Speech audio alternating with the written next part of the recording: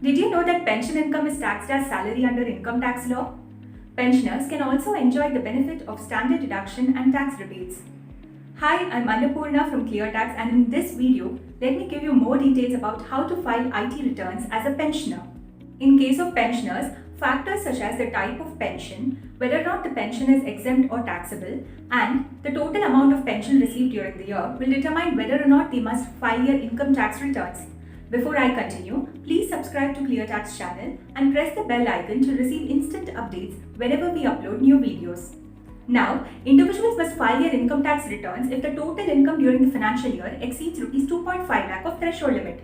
For senior citizens over 60 years of age, the limit is Rs 3 lakh, whereas for super senior citizens over 80 years of age, the limit is Rs 5 lakh. Pensions are amounts received by individuals, usually above the official retirement age. It includes pensions received by widows and disabled persons.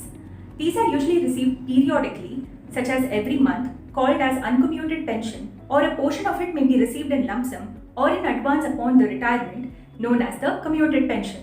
The taxability of pension will vary as per different scenarios under Income Tax Act. Uncommuted pension or periodic payment of pension is completely taxable as salary under income tax law. However, here, if the employer is paying pension to the surviving family member on the death of the individual, this income shall not be taxed under salary but it will be taxed under income from other sources. Also, the benefit of deduction is available on this to the extent of 1/3 of the uncommuted pension received or Rs 15,000, whichever is less. Moving on, commuted pension or lump sum amount received is exempt in certain cases. In case of government employee, commuted pension or lump sum amount received is exempt. In case of commuted pension or lump sum being received by surviving family member, it is also exempt. Also, in certain cases, lump sum amount received under pension plan of LIC or approved insurer is also exempt. Whereas, in case of non-government employees, the commuted pension or the pension received in lump sum is partially exempt. In such cases where the gratuity is received, commuted pension or lump sum amount is exempt to the extent of 1/3 of such pension normally entitled to be received by that person. However, in any other case, the commuted pension is exempt to the extent of half of such pension. The rest will be taxed as salary or other sources depending upon who is receiving the pension.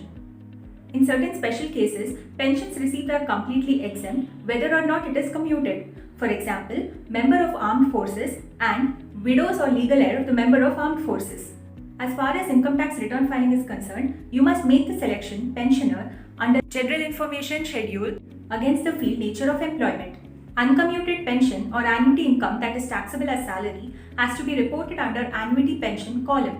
Details such as name, address, tax collection account number that is TAN of the employer as well as the TDS amount has to be declared.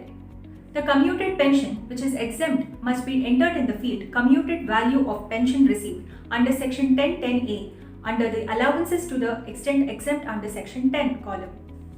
Now that you know how to file IT returns as a pensioner, file it before 30th November 2020 for financial year 1920 to avoid any late fees. The link is given in the description box below. If you find this video useful, please like and share it with your family and friends.